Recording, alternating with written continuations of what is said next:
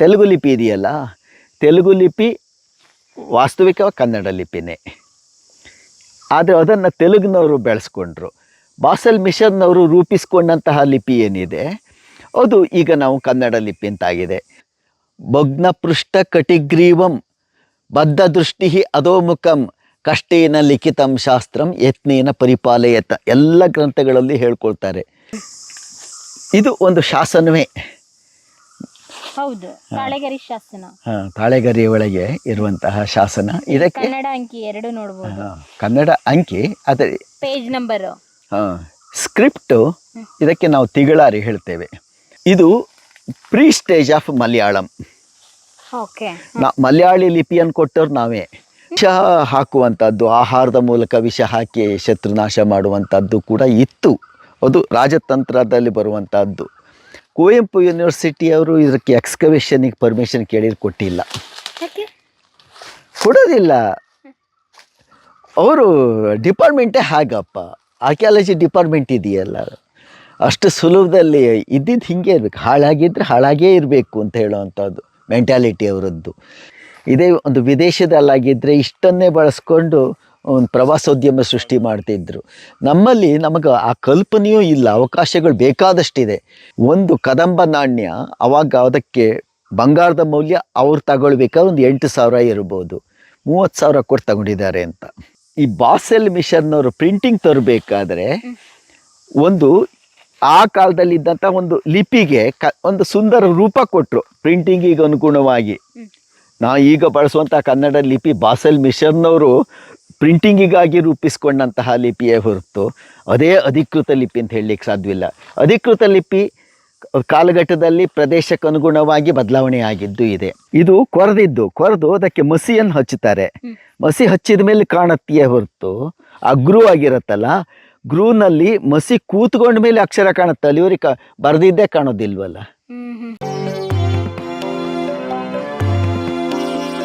ಗಿಡ ಇದು ಅಂಕೋಲೆ ಅಂತ ಹೆಸರು. ಅಂಕೋಲೆ ಏನು ಈ ಗಿಡದ ವಿಶೇಷತೆ? ಈ ವಿಶೇಷತೆ ಅಂತಂದರೆ ಹುಚ್ಚುನಾಯಿ ಕಚ್ಚಿದರೆ ಇದರ ತೊಗಟೆಯನ್ನು ಕಿಲುಬಿದ ನೀರಿನಲ್ಲಿ, ತಾಮ್ರದ ಪಾತ್ರೆಯಲ್ಲಿ ಹಾಕಿದ ನೀರಿನಲ್ಲಿ ತೆಗೆದು ಗಂಧ ಮಾಡಿ ಕುಡಿಸ್ಬಿಟ್ರೆ 70% ಕ್ಯೂರ್ ಆಗತ್ತೆ ಅಂತ. 99 ಅಲ್ಲ, 70% ಕ್ಯೂರ್ ಆಗತ್ತೆ. ಅಷ್ಟು ಅದ್ಭುತವಾದಂಥದ್ದು. ಪಾಯ್ಸನ್ನು, ವಿಷ, ಆಹಾರದಲ್ಲಿ ವಿಷ ಸೇರಿದರೆ ಈ ಅಂತೂ ತುಂಬ ಒಳ್ಳೆಯ ಒಂದು ಸಸ್ಯ ಇದು. ರಾಜರ ಕಾಲದಲ್ಲಿ ಈ ರೀತಿಯಾಗಿ ವಿಷಗಳನ್ನ ನಿರ್ಮೂಲನೆ ಮಾಡ್ತಾ ಇದ್ದಿದ್ದಲ್ವಾ, ನೀರಿಗಾಗಿರ್ಬೋದು, ಮತ್ತೆ ವೈದ್ಯಕೀಯ ಪದ್ಧತಿಯಲ್ಲಿ ಬಳಸ್ತಾ ಇದ್ರು. ಅಂದರೆ ಅಲ್ಲಿ ಶತ್ರುನಾಶಕ್ಕೆ ವಿಷ ಬಳಕೆ ಮಾಡಿದ್ದು ಇದೆ. ಶತ್ರುನಾಶಕ್ಕಾಗಿ ವಿಷ ಬಳಕೆ ಮಾಡಿದ್ದನ್ನು ನಾವು ಪೂತನಿ ಅಂತ ಹೇಳ್ತೇವೆ. ಅವಳ ದೇಹವೇ ವಿಷವಾಗಿತ್ತು ಕೃಷ್ಣನ ನಾಶಕ್ಕೆ ಮಾಡಲಿಕ್ಕಾಗಿ. ಹಾಗಾಗಿ ಅದನ್ನು ತನ್ನ ದೇಹವನ್ನು ಬಳಸ್ಕೊಳ್ಳಿಕ್ಕೆ ಬಂದಳು ಅಲ್ವಾ. ವಿಷ ಹಾಕುವಂಥದ್ದು, ಆಹಾರದ ಮೂಲಕ ವಿಷ ಹಾಕಿ ಶತ್ರುನಾಶ ಮಾಡುವಂಥದ್ದು ಕೂಡ ಇತ್ತು. ಅದು ರಾಜತಂತ್ರದಲ್ಲಿ ಬರುವಂಥದ್ದು. ಪ್ರತಿತಂತ್ರವೂ ಬೇಕಲ್ಲ, ಅದಕ್ಕೆ ನಾವು ಮದ್ದು ಹಾಕೋದು ಅಂತ ಹೇಳ್ತೇವೆ, ಕೈ ಮುಸುಕು ಅಂತ ಹೇಳ್ತೇವೆ. ಕೈ ಮುಸುಕು ಅದಕ್ಕೆ ಪ್ರತಿತಂತ್ರವೂ ಬೇಕಲ್ಲ, ಬರೀ ಒಂದು ತಂತ್ರ ಇದ್ರೆ ಸಾಲದು. ಪ್ರತಿತಂತ್ರ ಅಂತಂದರೆ ಅದಕ್ಕೆ ಏಕಮೂಲಿಕ. ಇದನ್ನು ನಾವು ಬಳಸಿಬಿಟ್ರೆ, ಇದನ್ನು ತೆಗೆದು ನೀರಿನಲ್ಲಿ ತೆಗೆದು ಕುಡಿಸಿಬಿಟ್ರೆ ಸಂಪೂರ್ಣವಾಗಿ ಹೋಗ್ಬಿಡುತ್ತೆ. ಹಾಗಾದರೆ ಇದು ಸರ್ವ ರೋಗಗಳಿಗೂ ಸಂಜೀವಿನಿ. ಅದು ವಿಷಹರ ಅಂತ. ವಿಷಹರ. ಇದರ ಹಣ್ಣು ಕೂಡ ಭಾಳ ರುಚಿ, ಆದರೆ ಕಾಡು ಪ್ರಾಣಿಗಳು ತಿನ್ಲಿಕ್ಕೆ ಸಿಗೋಕ್ಕೆ ಬಿಡೋದಿಲ್ಲ. ಹಣ್ಣು ರುಚಿ, ಒಂದು ರೀತಿಯ ಕೆಂಪನೆಯ ಹಣ್ಣು ಬಿಡುತ್ತೆ. ಮತ್ತು ಅದರ ಬೀಜದ ಎಣ್ಣೆಯನ್ನು ಇಂದ್ರಜಾಲ ಮಹೇಂದ್ರಜಾಲದಲ್ಲಿ ಬಳಸಿದ್ದನ್ನು ಕೂಡ ನಾವು ನೋಡ್ಬೋದು. ಕೇರಳದಲ್ಲಿ ಇದು ಮರದ ರೀತಿಯಲ್ಲಿರುತ್ತೆ. ಇದು ನಮ್ಮಲ್ಲಾದರೆ ಒಂದು ರೀತಿ ಆಚೆ ಪಕ್ಕ ಬಳ್ಳಿಯೂ ಅಲ್ಲ, ಆಚೆ ಮರವೂ ಅಲ್ಲ, ಆ ಜಾತಿ ವರ್ಗಕ್ಕೆ ಸೇರಿದ ಸಸ್ಯ ಇದು. ಓಕೆ, ಇವಾಗ ಅರಮನೆ ಯಾವ ಭಾಗ ಕರ್ಕೊಂಡು ಹೋಗ್ತಾ ಇದ್ದೀರಾ? ಮುಂದೆ ಹೋಗೋಣ, ನಡೀರಿ. ಈ ಕಡೆ ಹೋಗೋದಾ? ಅಂದ್ರೆ ಇಲ್ಲಿ ಅರಮನೆ ಇದೆ, ಕೋಟೆ ಇದೆ ಅಂತ ಹೇಳಿ ಹೇಗೆ ಗೊತ್ತಾಯ್ತು ಜನರಿಗೆ? ಇಲ್ಲಿ ಹುಟ್ಟಿ ಬೆಳೆದವರಿಗೆ ಎಲ್ಲದೂ ಗೊತ್ತಿದ್ದಿದ್ದು ವಿಷಯವೇ ಸಿಗಲ್ಲ. ಇಲ್ಲಿ ನೋಡಿ, ಕಾಂಕ್ರೀಟ್, ಕಲ್ಲು ಮತ್ತೆ ಜಂಬಿಟ್ಕೆ. ನನ್ನ ಲೆಕ್ಕದಲ್ಲಿ ಎಲ್ಲರೂ ಪ್ರಾಣಿಗಳಿಗೆ ನೀರು ಕುಡಿಲಿಕ್ಕೆ ನೀರಿನ ತೊಟ್ಟಿಯೂ ಆಗಿರೋ ಸಾಧ್ಯತೆ ಇದೆಯಾ ಅಂತ ಅನಿಸುತ್ತೆ ಅಲ್ವಾ? ಹೌದು. ಕ್ಲೀನಾಗಿ ಈ ಥರ ಇದ್ದಿದ್ದು ನೋಡಿದರೆ ಒಂದು ನೀರಿನ ತೊಟ್ಟಿ ಆಗಿರಲಿಕ್ಕೂ ಸಾಧ್ಯ. ಯಾವುದು ಆದರೆ ಅದು ಏನಾಗಿದೆ ಗೊತ್ತಾ, ಕುವೆಂಪು ಯೂನಿವರ್ಸಿಟಿಯವರು ಇದಕ್ಕೆ ಎಕ್ಸ್ಕವೇಷನಿಗೆ ಪರ್ಮಿಷನ್ ಕೇಳಿದ್ರೆ ಕೊಟ್ಟಿಲ್ಲ, ಯಾಕೆ? ಕೊಡೋದಿಲ್ಲ. ಅವರು ಡಿಪಾರ್ಟ್ಮೆಂಟೇ ಹಾಗಪ್ಪ, ಆರ್ಕಿಯಾಲಜಿ ಡಿಪಾರ್ಟ್ಮೆಂಟ್ ಇದೆಯಲ್ಲ, ಅಷ್ಟು ಸುಲಭದಲ್ಲಿ ಇದ್ದಿದ್ದು ಹಿಂಗೆ ಇರಬೇಕು, ಹಾಳಾಗಿದ್ದರೆ ಹಾಳಾಗೇ ಇರಬೇಕು ಅಂತ ಹೇಳೋವಂಥದ್ದು ಮೆಂಟ್ಯಾಲಿಟಿ ಅವರದ್ದು. ಅಲ್ಲಿ ಇದ್ದವ್ರು ಕೂಡ ಅಂಥವ್ರೇ. ಆಗ ಕುವೆಂಪು ಯೂನಿವರ್ಸಿಟಿಯ ಇತಿಹಾಸ ವಿಭಾಗದ ಮುಖ್ಯಸ್ಥರಾಗಿದ್ದ ರಾಜಾರಾಮ್ ಹೆಗಡೆಯವರು, ನಾವೆಲ್ಲ ಸ್ನೇಹಿತರೆ, ಅವರು ನಾವು 3 ಸತಿ ಇದನ್ನು ಕೇಳಿದ್ವಿ, ನಮಗೆ ಕೊಟ್ಟಿಲ್ಲ ಅಂತ ನನ್ನ ಹತ್ರ ಹೇಳಿದರು.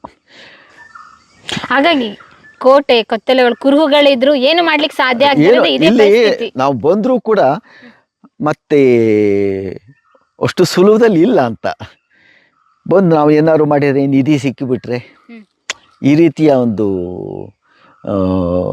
ಅವರೇ ಮಾಡ್ಲಿ, ಅವರೇ ನಿಧಿ ತಗೊಳ್ಳಿ, ಸರ್ಕಾರಕ್ಕೆ ಆಗುತ್ತಲ್ಲ. ಸರ್ಕಾರಕ್ಕೆ ಹೋಗುತ್ತದು, ಸರ್ಕಾರಕ್ಕೆ ಹೋಗುತ್ತ, ಅಷ್ಟು ಸುಲಭದಲ್ಲ ಹೋಗೋದಾಗಿದ್ದರೆ. ಓ, ಇಲ್ಲೊಂದು ಕಲ್ಲಿದೆ, ಈ ರೀತಿ ಕಲ್ಲುಗಳು ಎಲ್ಲ ಕಡೆಯೂ ಬಿದ್ದು ಹೊಳ್ಳಾಡ್ತಾ ಇದೆ ಮೇಡಮ್. ಬೇಜಾನ್ ಕಲ್ಲುಗಳಿದೆ. ಹಾಗಾದ್ರೆ ಮತ್ತೆ ಈ ಕಲ್ಲು ಇದೆಯಲ್ಲ, ಇದು ನೋಡಕ್ಕೆ ನಮ್ಮ ಕಲ್ಲಾಗಿ ಈ ಕಾಲದಲ್ಲಿ ಅದೇನು ಕಷ್ಟ ಅಲ್ಲ. ಈ ಜಾತಿ ಕಲ್ಲು ಇದೆಯಲ್ಲ, ಇದು ನಮ್ಮಲ್ಲಿ ಕಗ್ಗಲ್ಲು ಅಂತ ಹೇಳ್ತೇವೆ. ಇದು ಸಾಮಾನ್ಯಕ್ಕೆ ಹೀಗೆ ಕಡಿದು ಎಬ್ಸ್ಲಿಕ್ಕೆ ಆಗೋದಿಲ್ಲ, ಹಲ್ಪೆ ಆಗಿ ಹಲಿಗೆ ಮಾಡ್ಲಿಕ್ಕೆ ಬರೋದಿಲ್ಲ. ಆದರೂ ಮಾಡಿದ್ದಾರೆ ಅಂತಂದರೆ ಆಗಿನ ಒಂದು ಶ್ರಮಜೀವಿಗಳು ಎಷ್ಟು ಶ್ರಮ ಪಟ್ಟಿರ್ಬೋದು ಅಂತ ನಾವು ಊಹಿಸ್ಕೊಳ್ಬೇಕು. ಒಂದು ತಲೆಮಾರು, ಎಷ್ಟು ತಲೆಮಾರುಗಳು ಇದಕ್ಕಾಗಿ ದುಡಿದವ, ಆದರೆ ಈಗ ನಾವು ಅವಶೇಷ ರೂಪದಲ್ಲಿ ನೋಡ್ತಾ ಇದ್ದೇವೆ ಅಂತ. ಇದೇ ಒಂದು ವಿದೇಶದಲ್ಲಾಗಿದ್ದರೆ ಇಷ್ಟನ್ನೇ ಬಳಸ್ಕೊಂಡು ಒಂದು ಪ್ರವಾಸೋದ್ಯಮ ಸೃಷ್ಟಿ ಮಾಡ್ತಿದ್ರು. ನಮ್ಮಲ್ಲಿ ನಮಗೆ ಆ ಕಲ್ಪನೆಯೂ ಇಲ್ಲ, ಅವಕಾಶಗಳು ಬೇಕಾದಷ್ಟಿದೆ. ನಮ್ಮ ಈ ಇಕ್ಕೇರಿ ಸುತ್ತಮುತ್ತ ಕೆಳದಿ ಇದೆ, ಕಲ್ಸೆ ದೇವಸ್ಥಾನ ಇದೆ, 2 ಸುಂದರ ದೇವಸ್ಥಾನ. ಅಲ್ಲಿಯ ಪಕ್ಕದಲ್ಲಿ ಒಂದು ಕಲ್ಲು ಮಠ ಅಂತಿದೆ, ಅವ್ರು ಕಲ್ಲು ಮಠ ಅಂತ ಹೇಳ್ತಾರೆ ಅದಕ್ಕೆ. ಆದರೆ ಅದು ನಾನು ನಮ್ಮ ಸ್ನೇಹಿತರೆಲ್ಲ ಸೇರಿಕೊಂಡು ಅದಕ್ಕೆ ಹೋದಾಗ ಅದು ಒಂದು ಮಠದ ರೀತಿಯಲ್ಲಿ ಕಾಣಲಿಲ್ಲ. ಅಲ್ಲಿ ಮಂಗಗಳ ಕೆತ್ತನೆಗಳು ಇದೆ, ಶಿಲೆ ಇದರೊಳಗೆ ಮಂಗಗಳ ಕೆತ್ತನೆ ಇದೆ ಅಂತಂದರೆ ಗರಡಿ ಮನೆಯಾಗಿತ್ತು ಅಂತ ಅರ್ಥ. ಪ್ರಿಯ ವೀಕ್ಷಕರೇ, ನಾವು ತೋರಿಸುತ್ತಿರುವ ಇತಿಹಾಸದ ಕಥೆಗಳು ಕನ್ನಡದ ಕಲೆ, ಸಾಹಿತ್ಯ, ಸಂಸ್ಕೃತಿ, ಜನಜೀವನ, ಇತಿಹಾಸ ಸೃಷ್ಟಿಸಿದ ಜನಸಾಮಾನ್ಯರ ಅಸಾಮಾನ್ಯ ಕಥೆಗಳು ನಿಮಗೆ ಇಷ್ಟ ಆಗಿದ್ಯಾ? ಹಾಗಿದ್ರೆ ವಿಡಿಯೋ ನೋಡಿ ಸುಮ್ಮನಾಗ್ಬೇಡಿ, ಶೇರ್ ಮಾಡಿ, ಸಪೋರ್ಟ್ ಮಾಡಿ, ನಮ್ಮೊಂದಿಗೆ ಜೊತೆಯಾಗಿ. ಇದು ನೀವೇ ಬೆಳೆಸಿದ ನಿಮ್ಮ ನೆಚ್ಚಿನ ಡಿಜಿಟಲ್ ಮಾಧ್ಯಮ. ಇನ್ಮುಂದೆ ನಿಮಗಾಗಿ ಇನ್ನಷ್ಟು ವಿನೂತನ ಶೈಲಿಯಲ್ಲಿ ಬರಲಿದೆ. ನೈತಿಕ ಬೆಂಬಲದ ಜೊತೆಗೆ ಆರ್ಥಿಕ ಬೆಂಬಲ ನೀಡಿ. ನಿಮ್ಮ ಬೆಂಬಲವೇ ನಮಗೆ ಪ್ರೇರಣೆ, ಸ್ಫೂರ್ತಿ ಕೂಡ. ನಿಮ್ಮ ಬೆಂಬಲದೊಂದಿಗೆ ನಮ್ಮ ಪಯಣ ಮುಂದುವರಿಯುತ್ತಿದೆ. ಸಾಮಾಜಿಕ ಬದಲಾವಣೆಗೆ ಜೊತೆಯಾಗಿ ನಮ್ಮ ಮುಂದಿನ ಪೀಳಿಗೆಗೆ ಕರ್ನಾಟಕದ ಇತಿಹಾಸ ಉಳಿಸೋಣ. ಗರಡಿ ಮನೆ ಆಗಿತ್ತು, ಒಳಗಡೆ ಹುತ್ತ ಬೆಳೆದಿತ್ತು, ಊರ್ ಮನೆಯವ್ರು ಯಾರು ಅದರ ಹತ್ತಿರವೂ ಹೋಗ್ತಿರ್ಲಿಲ್ಲ. ನಾವು ಲಕ್ಷ್ಮೀನಾರಾಯಣ ಹಂಚಿ ಅಂತ ಫೋಟೋಗ್ರಫಿ ಎಲ್ಲ ಇದ್ರೊಳಗೆಲ್ಲ ನೀವು ನೋಡ್ಬೋದು, ಫೇಸ್ಬುಕ್ ಅದ್ರೊಳಗೆಲ್ಲ ಒಳ್ಳೆ ಫೋಟೋಗ್ರಾಫರು. ಅವರೆಲ್ಲ ಸೇರಿಕೊಂಡು ಹೋದಾಗ ಆ ಆಲ್ದ ಮರದ ಕಾಲು ಬಂದು ಆ ಬಿಲ್ಡಿಂಗನ್ನು ಕಿತ್ತು ಹಾಕುವ ಮಟ್ಟಕ್ಕೆ ಬಂದಿತ್ತು. ಅಷ್ಟು ಕಡಿದು ಎಲ್ಲ ಹುತ್ತನೆಲ್ಲ ಒಡೆದು ಬಂದಿದ್ವಿ. ಕೊನೆಗೆ ತೀರ್ಮಾನ ಮಾಡಿದ್ವಿ, ಹೋಗ್ಬೇಕಾದ್ರೆ ಒಂದು ಗುದ್ಲಿ ಪಿಕಾಸಿ ಹಿಡ್ಕೊಂಡು ಹೋಗಬೇಕು ಅಂತ. ಒಂಥರ ಗೀಳು, ಉಳಿಸ್ಬೇಕು ಹೇಳೋ ಅಂತಹ ಹಂಬಲ. ನಾವು ಉಳಿಸ್ಬೋದು, ಆದರೆ ಆ ಆಸಕ್ತಿ ಸೃಷ್ಟಿ ಮಾಡಬೇಕಲ್ಲ. ಆಸಕ್ತಿ ಎಲ್ಲರಿಗೂ ಇದ್ದೇ ಇರುತ್ತೆ ಅಂತ ಹೇಳಲಿಕ್ಕಾಗೋದಿಲ್ಲ. ಈಗ ನನಗೆ ಓಲೆಗರಿಗಳ ತಾಡ ಗ್ರಂಥಗಳ ಒಂದು ಸಂಗ್ರಹ ದೊಡ್ಡದಿದೆ. ನನ್ನ ಮಗನಿಗೆ ಆ ಆಸಕ್ತಿ ಇರಬೇಕು ಅಂತೇನಿಲ್ಲ ಅಲ್ವಾ? ಹೌದು ಹೌದು, ನನ್ನ ಆಸಕ್ತಿಯಪ್ಪ ಅದು. ನನ್ನ ಮಗನಿಗೆ ಹೇರಲಿಕ್ಕೂ ಬರೋದಿಲ್ಲ. ಚಂದ್ರಣ್ಣ ಅಂತ ಹೇಳ್ತೇವೆ ನಾವು. ಅವ್ರ ಹತ್ರ ಇದ್ದ ಬಂಗಾರದ ನಾಣ್ಯಗಳು, ಅವರಿಗೂ ವಯಸ್ಸಾಯಿತು, ಆರೋಗ್ಯ ಚೆನ್ನಾಗಿರೋದಿಲ್ಲ. ಈಗ ಹೊಸ್ತು ಸಿಕ್ಕಿದ್ರು ಕೂಡ ಯಾವ ಮೌಲ್ಯ ಕೊಟ್ಟು ಬೇಕಾದರೂ ಕೊಂಡ್ಕೊಳ್ಳಿಕ್ಕೆ ಈಗಲೂ ತಯಾರಿದ್ದಾರೆ. ಗಂಡು ಮಕ್ಕಳಿಲ್ಲ, ಹೆಣ್ಣು ಮಕ್ಕಳು ಬ್ಯಾಂಕ್ನಲ್ಲಿ ಇಟ್ಟಿದ್ದಾರೆ. ಏನು ಮಾಡ್ತೀರಿ ಚಂದ್ರಣ್ಣ ಕೇಳಿದರೆ, ಮುಂದೇನು ಇದಕ್ಕೆ ಅಂತ. ಮುನ್ನೋರಿಗೆ ಅದು ಬಂಗಾರ, ಮುನ್ನೋರಿಗೆ ಅದಷ್ಟೇ ಬಂಗಾರ, ಆಂಟಿಕ್ ವ್ಯಾಲ್ಯೂ ಗೊತ್ತಿರೋದಿಲ್ಲ. ಅದನ್ನ ಮುರ್ಸೋದು, ಚಿನ್ನ ಒಡವೆ ಏನಾದರೂ ಮಾಡಿಸ್ಕೋಬೋದು. ಅದಕ್ಕಿಷ್ಟು ಇವರು ಜೀವನ ಅದಕ್ಕೆ ಸವಿಸುವ ಅಗತ್ಯ ಇರಲಿಲ್ಲ ಅಂತ. ಒಂದು ಕದಂಬ ನಾಣ್ಯ ಅವಾಗ ಅದಕ್ಕೆ ಬಂಗಾರದ ಮೌಲ್ಯ ಅವ್ರು ತಗೊಳ್ಬೇಕಾದ್ರೆ ಒಂದು 8,000 ಇರ್ಬೋದು, 30,000 ಕೊಟ್ಟು ತಗೊಂಡಿದ್ದಾರೆ ಅಂತ. ಅಂದರೆ ಟ್ರಿಬಲ್ ಕೊಟ್ಟು ತಗೊಂಡಿದ್ದಾರೆ ಅಂದಾಗ ಅದು ಆಸಕ್ತಿ ಇದ್ದವರಿಗೆ ಅದರ ಮೌಲ್ಯ ಗೊತ್ತಾಗತ್ತೆ, ಮುನ್ನೋರಿಗೆ ಅದು ಗೊತ್ತಾಗತ್ತೆ ಅಂತ ಹೇಳಲಿಕ್ಕೆ ಸಾಧ್ಯವಿಲ್ಲ. ದೀಪಕ್ ಡಾಕ್ಟರ್ ಅಂತ ಹೇಳಿದ್ನಲ್ಲ, ಅವ್ರ ಮಗನ ಆಸಕ್ತಿ ಬೆಳೆಸ್ಬಿಟ್ಟಿದ್ದಾರೆ. ಅವ್ರ ಹತ್ರ ದೊಡ್ಡ ಸಂಗ್ರಹ ಏನಿಲ್ಲ, ಅವರು ಬ್ರಿಟಿಷ್ ಬೆಳ್ಳಿ ನಾಣ್ಯಗಳ ಬಗ್ಗೆ ಹೆಚ್ಚು ಒತ್ತು ಕೊಟ್ಟರು. ಅದರ ತಕ್ಕಂತೆ ಆಸಕ್ತಿಯನ್ನು ಮಗನಿಗೂ ಬೆಳೆಸಿದರು. ಉಳ್ಕೊಂಡು ಹೋಗುತ್ತೆ. ಆಸಕ್ತಿ ಇಲ್ಲ ಅಂತಂದರೆ ಯಾವುದೂ ಅಷ್ಟೇ, ತೋಟ ಮನೆ ಮಾಟ ಯಾವುದಾದ್ರೂ ಅಷ್ಟೇ, ಆಸಕ್ತಿ ಇದ್ದರೆ ಅದು ಬೆಳ್ಕೊಂಡು ಹೋಗುತ್ತೆ. ಆಸಕ್ತಿ ಇಲ್ಲ ಅಂತಂದರೆ ತಲೆಮಾರಿಗೆ ಅದು ನಾಶ ಆಗುತ್ತೆ. ಇಲ್ಲಾಂದ್ರೆ ಯಾವ್ದಾದ್ರು ಒಂದು ಮ್ಯೂಸಿಯಂ ಅಲ್ಲಿ ಇರುತ್ತೆ. ಮ್ಯೂಸಿಯಂ ಆಗಿದ್ರೂ ಪರವಾಗಿಲ್ಲ. ನಾನು ನಂದು ಎಷ್ಟೋ ವಸ್ತುಗಳನ್ನು ಮ್ಯೂಸಿಯಮ್ಮಿಗೆ ಕೊಟ್ಟೆ, ಕೆಳದಿ ಮ್ಯೂಸಿಯಮ್ಮಿಗೆ ಕೊಟ್ಟೆ. ಯಾಕೆ ನನ್ನ ಹತ್ರ ಅದು ಇದ್ರೆ ನನಗೆ ಖಾಸಗಿ ಆಯಿತು. ಅದು ನನ್ನ ಹತ್ರ ಇದ್ದಿದ್ದು ನನ್ನ ಖಾಸಗಿ ಆಯಿತು. ಅದು ಒಂದು ಪಠ್ಯ ಭಾಗವಾದರೆ ಯಾರೋ ಸ್ಟಡಿ ಮಾಡೋರಿಗೆ ಅದೊಂದು ಅವಕಾಶ ಸಿಕ್ಕಿದಂಗಾಯ್ತು. ನಾವು ಇಲ್ಲಿ ಎಷ್ಟೋ ಸಿಕ್ಕಬೇಕಾದ್ರೆ ವೆಂಕಟಪ್ಪ ನಾಯಕ ರಾಬಿನ್ಸನ್ ಅಂತ ಪೀಟರ್ ಡೆಲೆವೆಲೆ ಜೊತೆಗೆ ಬಂದಂಥ ರಾಯಭಾರಿ, ಅವನ ಹತ್ರ ಕೇಳ್ತಾರೆ, ನನಗೆ ಪಿಂಗಾಣಿ ಪಾತ್ರೆಗಳು ಬೇಕಾಗಿತ್ತು ಚೀನಾದ್ದು, ಅವಾಗ ಚೀನಾದ್ದು ಮಾತ್ರ, ಅದು ಬೇರೆ ಎಲ್ಲೂ ಸಿಗ್ತಿರ್ಲಿಲ್ಲ ಅಂತ ಹೇಳಿದಾಗ ಅವ್ರು ತರಿಸ್ಕೊಟ್ಟಿರಬೇಕು. ಯಾಕೆಂತಂದರೆ ನನಗೆ ಇಲ್ಲೇ ಒಂದು ಪೀಸ್ ಸಿಕ್ತು, ಪಿಂಗಾಣಿ ಒಂದು ಪೀಸ್ ಸಿಕ್ತು, ಕೆಳದಿ ಮ್ಯೂಸಿಯಮ್ಗೆ ಕೊಟ್ಟಿದ್ದೇನೆ. ನನಗೆ ಸಿಕ್ಕಿದೆ. ಒಂದು ಈ ಗೋಡೆಗೆ ಹಾಕಿದಂತಹ ಒಂದು ಟೈಲ್ಸ್, ಒಂದು ಪೇಂಟೆಡ್, ಅದು ನಾನು ಹೇಳಿದ ಕ್ರಮದಲ್ಲಿ ನಿನ್ನೆ ಹೇಳಿದ್ನಲ್ಲ, ಆ ಕ್ರಮದಲ್ಲಿ ಮಾಡಲ್ಪಟ್ಟಂತಹ ಪೇಂಟೆಡ್ ಕಲ್ಲು ಸಿಕ್ಕಿತ್ತು. ಅದು ಕೆಳದಿ ಮ್ಯೂಸಿಯಮ್ಗೆ ಹೋದರೆ ಅದು ಇದೆ, ನೋಡ್ಬೋದು. ಈ ರೀತಿಯಾಗಿ ಸಾಕಷ್ಟು ಹುಡುಕಿ ಕಲೆಕ್ಟ್ ಮಾಡಿದ್ದೀರಾ ನೀವು? ಬೇಕಾದಷ್ಟು ಕಲೆಕ್ಟ್ ಮಾಡಿದ್ದೇನೆ. ನನಗೆ ಸಿಕ್ಕಿದ್ದು ಯಾವುದೂ ಬಿಡೋದಿಲ್ಲ, ಆದಷ್ಟು ತಗೊಂಡು ಹೋಗೋದು, ಒಂದಷ್ಟು ದಿವಸ ನನ್ನ ಹತ್ರ ಇಟ್ಕೊಳ್ಳೋದು, ಅದನ್ನು ಪುನಃ ಮತ್ತೆ ಯಾವ್ದಾದ್ರು ಒಂದು ಸೇರಿಸುವ ಜಾಗಕ್ಕೆ ಹೋಗಿ. ಇಲ್ಲಿ ಶಾಸನಗಳೇನಾದ್ರು ಸಿಗ್ತಾ? ಅರಮನೆ ಕೋಟೆ ಒಳಗೆ ಆ ಶಿಲಾಶಾಸನದ ಕಾಲ ಮುಗಿದಿತ್ತು. ತಾಳೆಗರಿ ಶಾಸನಗಳು ಮನೆ ಮನೆಯಲ್ಲಿ ಎಷ್ಟೊಂದು ಅಷ್ಟಾಗಿದೆ, ಸಿಕ್ಕಿದೆ. ನಾವು ಒಂದು ಪುಸ್ತಕ ಬರೀಬೇಕಾದ್ರೆ ಹೆಚ್ಚಾಗಿ ಆ ಶಾಸನಗಳನ್ನೇ ಬಳಸ್ಕೊಂಡಿದ್ದೇವೆ. ನಿಮಗೆ ಇನ್ನೂ ತೋರಿಸ್ತೇನೆ ಪುಸ್ತಕ. ನೀವು? ಹೌದು, ಅದು ಇದೆ ನನ್ನ ಹತ್ರ. ಇದನ್ನು ಕನ್ನಡಕ್ಕೂ ಮಾಡ್ತಾ ಇದ್ದೇನೆ. ಇಲ್ಲಿ ತೋರಿಸ್ತೇನೆ ತಡಿ. ನಗರದ ಕೋಟೆ ಇದು ತಾಮ್ರ ಶಾಸನ ಯಾವ ರೀತಿ ಇತ್ತು ಹೇಳುವಂತಹದ್ದರ ಒಂದು ಫೋಟೋ ಅವ್ರಿಗೆ ಸಿಕ್ಕಿದ್ದು, ಸನ್ನದ್ದು ಅಂತ ಏನು ಹೇಳ್ತೇವೆ, ಅದು ಬಸವಪ್ಪ ನಾಯಕನ ಸನ್ನದ್ದು. ಮತ್ತು ಯಾವ ಥರ ಶಾಸನ ಇರಬಹುದು ಅಂತ ನಿಮಗೆ ತಾಳೆಗರಿಗಳಲ್ಲಿ ಇದೆಲ್ಲ ಬ್ರಿಟಿಷ್ ಅಂದರೆ ಆ ಕಾಲದ ಬ್ರಿಟಿಷ್ ದಾಖಲೆಗಳು.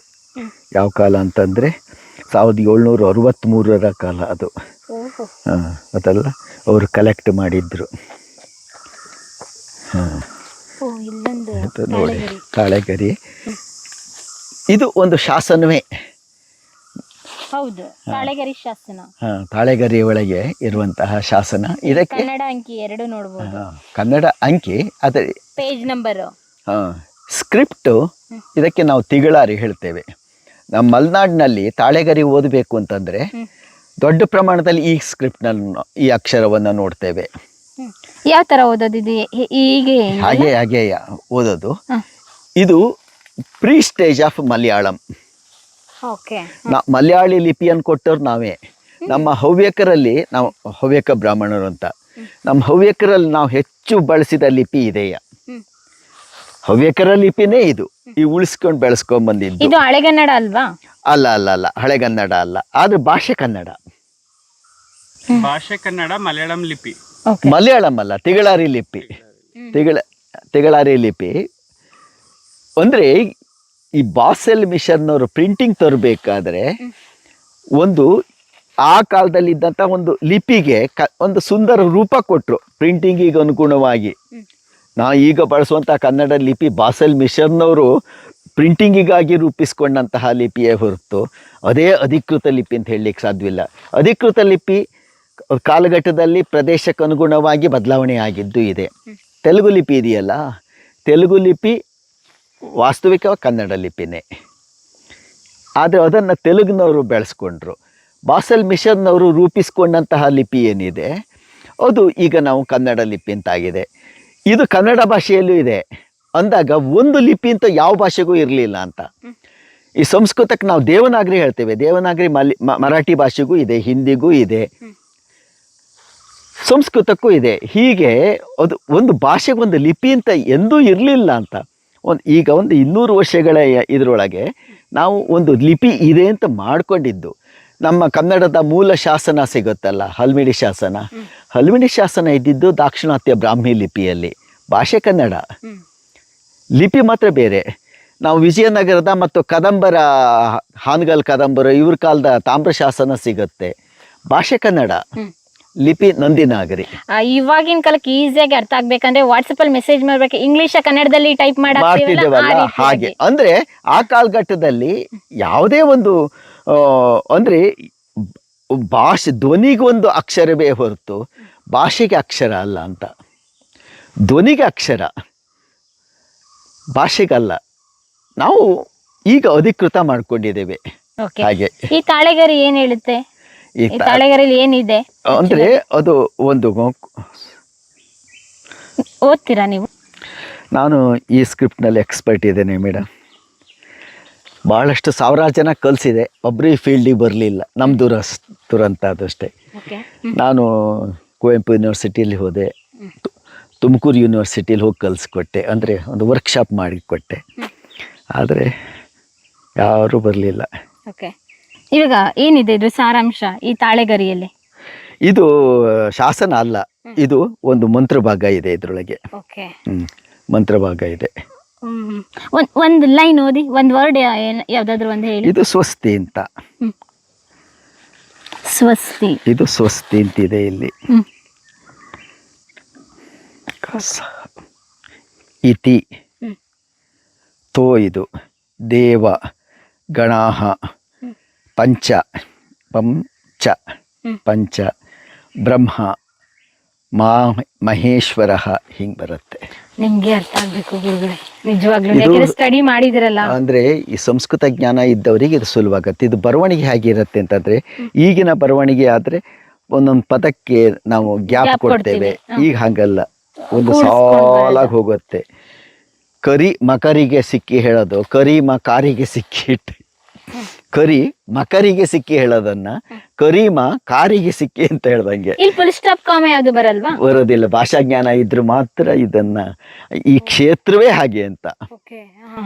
ತುಂಬಾ ಪಾಂಡಿತ್ಯ ಇರ್ಬೇಕು, ಪಾಂಡಿತ್ಯ ಇದ್ರು ಮಾತ್ರ ಈ ಕ್ಷೇತ್ರಕ್ಕೆ ಬರೆಯೋರ್ಗುನು ಪಾಂಡಿತ್ಯ ಇರ್ಬೇಕು. ಅದು ಲಿಪಿಕಾರರು ಇದಾರಲ್ಲ, ಇಲ್ಲಿ 2 ತರ ಲಿಪಿಕಾರರು. ಅವರಿಗೆ ಭಾಷೆ ಗೊತ್ತಿಲ್ಲ, ಬರವಣಿಗೆ ಅಷ್ಟೇ ಗೊತ್ತು, ಹಾಗಾಗಿ ತಪ್ಪಾಗೋ ಸಾಧ್ಯತೆ ಇರುತ್ತೆ. ಮತ್ತೊಂದು ನೋಡಿ, ಇದು ಬರಿಬೇಕಾದ್ರೆ ಈ ಅಕ್ಷರ ಕಾಣೋದೇ ಇಲ್ಲ, ಬರೆದಿದ್ದಲ್ಲ, ಇದು ಕೊರೆದಿದ್ದು. ಇದು ಒಂದು ಎಲೆ. ಕಡಿಮೆ ಅಂತಂದ್ರೆ ಈಗ ಬಣ್ಣದ ಮೇಲೆ ಹೇಳೋದಾದ್ರೆ 200 ವರ್ಷದ್ದಾದ್ರೆ ಫ್ರೆಶ್ ಆಗಿ ಇರುತ್ತೆ. ಸಾಮಾನ್ಯ 600, 700, 800 ವರ್ಷ ಆದ್ರೆ ಈ ರೀತಿ ಮಾಸ್ತಾ ಹೋಗುತ್ತೆ. ಇದಕ್ಕೆ ಕಡಿಮೆ ಅಂತಂದ್ರೆ 600 ವರ್ಷಕ್ಕೂ ಜಾಸ್ತಿ. ಕಡಿಮೆ ಅಂದ್ರೆ ಬಣ್ಣದ ಮೇಲಿಂದ ಗುರುತಿಸ್ಬೋದು. ಕೆಲವೊಮ್ಮೆ ಏನಾಗಿರುತ್ತೆ, ಇಲ್ಲಿ ಸಂಖ್ಯೆಯನ್ನು ಉಲ್ಲೇಖ ಮಾಡಿರ್ತಾರೆ, ಶಾಲಿವಾನ ಶಕೆ, ಅದರಿಂದ ಅದು ಅಂದ್ರೆ ಕಾಯಸ್ಥರು ಅಂತ ಹೇಳ್ತೇವೆ. ಈ ಅಕ್ಷರ ಬರೆಯುವಂತವರಿಗೆ ಕಾಯಸ್ಥರಲ್ಲಿ ವೃತ್ತಿ ಕಾಯಸ್ಥರಾದ್ರೆ ಅಷ್ಟು ಮಾಹಿತಿ ಕೊಡ್ತಾರೆ. ಯಾವಾಗ ಬರೀಲಿಕ್ಕೆ ಶುರು ಮಾಡಿದ್ದು, ಇದು ಮೂಲ ಕೃತಿಯನ್ನು ಯಾರು ಬರೆದಿದ್ದು, ಲಿಪಿಕಾರ ಯಾರು, ಈ ಎಲ್ಲ ಮಾಹಿತಿಗಳು ಇರುತ್ತೆ. ಈ ಹವ್ಯಾಸಿ ಕಾಯಸ್ಥರು ನಮಗೆ ಬೇಕಪ್ಪ ನಾವು ಬರ್ಕೊಂಡ್ವಿ, ಅವರಲ್ಲಿ ಈಗ ಇದು ಇರೋದಿಲ್ಲ. ಮತ್ತೊಂದು ಏನು ಅಂತಂದ್ರೆ, ಅವರಲ್ಲಿ ಈ ಲೈನು ಒಂದಾಯ್ತಲ್ಲ, ತಪ್ಪು ಆದರೆ ಅಕ್ಷರ, 1-2 ಅಕ್ಷರ ಆದರೆ ಹೊಡಿಬೋದು. ಒಂದು 3-4 ಅಕ್ಷರ ಆದರೆ ಹೊಸದಾಗಿದ್ದಷ್ಟನ್ನು ಬರಿಬೇಕು, ಮತ್ತೆ ಪುನಃ ಬರೋದು. ಅಳ್ಸಕ್ ಕೊರೆದಿದ್ದು, ಇದು ಕೊರೆದು ಅದಕ್ಕೆ ಮಸಿಯನ್ನು ಹಚ್ಚುತ್ತಾರೆ. ಮಸಿ ಹಚ್ಚಿದ ಮೇಲೆ ಕಾಣತ್ತೆಯೇ ಹೊರತು ಆ ಗ್ರೂ ಆಗಿರತ್ತಲ್ಲ, ಗ್ರೂನಲ್ಲಿ ಮಸಿ ಕೂತ್ಕೊಂಡ ಮೇಲೆ ಅಕ್ಷರ ಕಾಣುತ್ತಲ್ಲ, ಇವ್ರಿಗೆ ಬರೆದಿದ್ದೇ ಕಾಣೋದಿಲ್ವಲ್ಲ. ಶ್ರಮಪಟ್ಟು ಅವರು ಮಾಡಿದ್ದಾರೆ ಅಂತ. ಭಗ್ನ ಪೃಷ್ಠ ಕಟಿಗ್ರೀವಂ ಬದ್ಧ ದೃಷ್ಟಿ ಅಧೋಮುಖಂ ಕಷ್ಟೇನ ಲಿಖಿತಂ ಶಾಸ್ತ್ರಂ ಯತ್ನೇನ ಪರಿಪಾಲಯತ, ಎಲ್ಲ ಗ್ರಂಥಗಳಲ್ಲಿ ಹೇಳ್ಕೊಳ್ತಾರೆ. ಕೂತ್ಕೊಂಡು ಬರಿಬೇಕು, ಸೊಂಟ ಬಗ್ಗಿದೆ, ಕುತ್ತಿಗೆ ಬಾಗಿಸಿದ್ದೇನೆ, ದೃಷ್ಟಿಯನ್ನು ಇದ್ರ ಮೇಲೆ ಇಟ್ಟಿದ್ದೇನೆ, ಕಷ್ಟದಿಂದ ಬರೆದಿದ್ದೇನೆ, ಕಷ್ಟಪಟ್ಟು ಉಳಿಸ್ಕೊಂಡು ಹೋಗಿ ಅಂತ ಅವ್ರು ಬರೆದಿದ್ದು. ನನ್ನ ಕಷ್ಟ ಇದೆ, ಆ ಕಷ್ಟದಿಂದ ಈ ಗ್ರಂಥ ಉಳಿಸ್ಕೊಂಡು ಹೋಗಿ ಅಂತ ಹೀಗೆ ಬರುತ್ತೆ. ಅದಕ್ಕಾಗಿ ಅವರು ಒಂದಿಷ್ಟು ಹೇಳ್ತಾರೆ, ಬೆಂಕಿಗೆ ಸಿಗದ ಹಾಗೆ ನೋಡ್ಕೊಳ್ಳಿ, ಥಂಡಿ ಆಗದ ಹಾಗೆ ನೋಡ್ಕೊಳ್ಳಿ, ಬೆಂಕಿಯಿಂದ ಮತ್ತು ಕಳ್ಳರಿಂದ ದೂರ ಇಡಿ, ಚೋರ ಮೂಷಕ ಅಗ್ನಿ ಮೂಷಕ ಚೋರಾಭ್ಯಾಮ್ ಅಂತ. ಅಗ್ನಿ ಬೆಂಕಿ ಇಂದ ಸುಟ್ಟು ಹೋಗೋ ಸಾಧ್ಯತೆ. ಅವಾಗೆಲ್ಲ ಹೆಚ್ಚಾಗಿ ಸೋಗೆ ಮನೆಗಳು ಇರ್ತಿದ್ವು, ಹುಲ್ಲಿನ ಮನೆಗಳು. ಹಾಗಾಗಿ ಸುಟ್ಟು ಹೋಗಿದ್ದು ನಮಗೆ ಎಷ್ಟೋ ಸಿಗತ್ತೆ, ಎಷ್ಟೋ ಗ್ರಂಥರಾಶಿಗಳು. ಮತ್ತು ಈ ನಲಂದಾದಲ್ಲಿ 3 ದೊಡ್ಡ ಲೈಬ್ರರಿ ಇತ್ತು. ಅಷ್ಟನ್ನು ಇವನು ಬಕ್ತಿಯಾರ್ ಖಿಲ್ಜಿ ಕಾಲದಲ್ಲೂ ಅಷ್ಟು ಬೆಂಕಿ ಹಚ್ಚಿ ಸುಟ್ಟಿದ್ರು. ಎಷ್ಟು ಅದ್ಭುತ ಗ್ರಂಥ ರಾಶಿಗಳು ಓದ್ಬೇಕು ಗೊತ್ತಿಲ್ಲ ನಮಗೆ. ಮತ್ತೊಂದು ಕಡೆ ಇದೆಯೋ ಇಲ್ವೋ ಗೊತ್ತಿಲ್ಲ, ಯಾಕೆಂದ್ರೆ ಪ್ರಿಂಟ್ ಅಲ್ವಲ್ಲ, ಬರೆದಿದ್ದು ಮಾತ್ರ ಸಿಗತ್ತೆ. ನಾನು ಹೀಗೆ ಹುಡುಕ್ತಾ ಹೋದಾಗ ನನಗೊಂದು ಒಲೆಗರಿ ಸಿಕ್ತು. 2 ಎಡಿಟ್ ಮಾಡಿ ಇಟ್ಟಿದ್ದೇನೆ ಈಗ. ವಿಜಯನಗರದ ಇಮ್ಮಡಿ ದೇವರಾಯ ಬರ್ತಾನೆ. ಇಮ್ಮಡಿ ದೇವರಾಯನೇ ಸ್ವತಃ ಬರೆದಿದ ಒಂದು ಸುಂದರ ರಾಮಾಯಣ ಸಿಕ್ಕಿಲ್ಲ ಇಲ್ಲಿವರೆಗೆ. ನಾ ಎಡಿಟ್ ಮಾಡಿ ಇಟ್ಟಿದ್ದೇನೆ, ಅದನ್ನು ಅನುವಾದ ಸಹಿತ ಇನ್ನು ಪ್ರಕಟ ಮಾಡಬೇಕು. ಕೇಳಿದ್ರು ಕುವೆಂಪು ಭಾಷಾ ಭಾರತೀಯರು ಕೇಳಿದರು, ಅನುವಾದ ಮಾಡಲಿಕ್ಕೆ ಒಬ್ಬರೇ ಇದೆಯಲ್ಲ ಸರ್, ಅದು ತುಂಬ ಕಷ್ಟದ ಕೆಲಸ ಅಂತ. ಇದನ್ನು ಬರಿಬೇಕಾದ್ರೆ ನಾನು ಡೈರೆಕ್ಟಾಗಿ ಲ್ಯಾಪ್ಟಾಪ್ನಲ್ಲೇ ಮಾಡ್ತಾ ಹೋಗ್ತೇನೆ. ಒಂದು ಲೈನ್ ಆದಮೇಲೆ ಎಲ್ಲಿ ನಿಲ್ಲಿಸಿದ್ದೇನೆ ಅಂತ ಮತ್ತೆ ನೋಡಬೇಕು. ಒಬ್ಬರು ಹೊಡ್ಕೋತ ಹೋದರೆ ಮತ್ತೊಬ್ಬ ಹೇಳ್ಕೊತ ಹೋದರೆ ಅದು ಮಾಡ್ಬೋದು. ಅದಕ್ಕೂ ನಮ್ಗೆ ಜನ ಸಿಕ್ಕಿಲ್ಲ ಅಂತ ನಮ್ಮ ದುರದೃಷ್ಟ. ಅದಲ್ಲ, ಈ ಕ್ಷೇತ್ರ ಇದೆಯಲ್ಲ ದುರದೃಷ್ಟ. ಈ ನಾವು ಮಾಡಲಿಲ್ಲ ಅಂತಂದರೆ ಮುನ್ನೋರಿಗೆ ಯಾರಿಗೂ ಸಾಧ್ಯವಿಲ್ಲ. ಖಂಡಿತ ಹೌದು. ಮುಂದೆ ಯಾರೂ ಈ ಕೆಲಸಕ್ಕೆ ಬರೋದಿಲ್ಲ. ಯಾಕೆ? ಸುಲಭ ರಸ್ತೆಯಲ್ಲಿ ಹೋಗಬೇಕಾದ್ರೆ ಈ ಕಷ್ಟದ ಈ ರಸ್ತೆ ಯಾಕೆ ಸುತ್ತರಿಲಿಕ್ಕೆ ಬರ್ತಾರೆ? ಆದರೆ ನಮ್ಗೆ ಸಿಗೋದಿಲ್ಲೇ. ರಾಷ್ಟ್ರೀಯ ಹೆದ್ದಾರಿ ಒಳಗೆ ಏನೂ ಸಿಗೋದಿಲ್ಲ. ಹೋಗೋ ಸುಲಭ ಆದರೆ ಸಿಗೋದೇನೂ ಇಲ್ಲ ಅಂತ. ಯಾಕೆ? 10,000 ಜನ 1,000 ಜನ ತಿರುಗಾಡಿರ್ತಾರೆ. ಈ ತಿರುಗಾಡ್ಲಿದ್ದ ಜಾಗ ಇದೆಯಲ್ಲ, ಅಲ್ಲಿ ಹುಡುಕಿದಷ್ಟು ಸಿಗುತ್ತೆ. ಖಂಡಿತ. ಅದನ್ನು ಈ ವಿಡಿಯೋದಲ್ಲಂತೂ ನಾವು ತಾಳೆಗರಿ ಯಾವ ರೀತಿ ಓದೋದು, ತಾಳೆಗರಿ ಮಹತ್ವ, ಅದ್ರ ಜೊತೆಗೆ ನಮ್ಮ ರಾಜರ ಕಾಲದಲ್ಲಿ ತಾಳೆಗರಿಗೆ ಎಷ್ಟು ಇಂಪಾರ್ಟೆಂಟ್ ಕೊಡ್ತಾ ಇದ್ರು ಎಲ್ಲನೂ ತಿಳ್ಕೊಂಡು, ಮುಂದಿನ ಭಾಗದಲ್ಲಿ ಇಕ್ಕೇರಿಯಲ್ಲಿರುವಂತಹ ಕೆಳದಿ ನಾಯಕರ ಅರಮನೆ, ಕೋಟೆ, ಕೊತ್ತಲಗಳ ಕುರುಹುಗಳನ್ನ ಹುಡ್ಕೊಂಡು ನಮ್ಮ ಪಯಣ ಸಾಗ್ತಾ ಇರುತ್ತೆ. ಬನ್ನಿ ಸ್ನೇಹಿತರೆ, ಹೋಗೋಣ.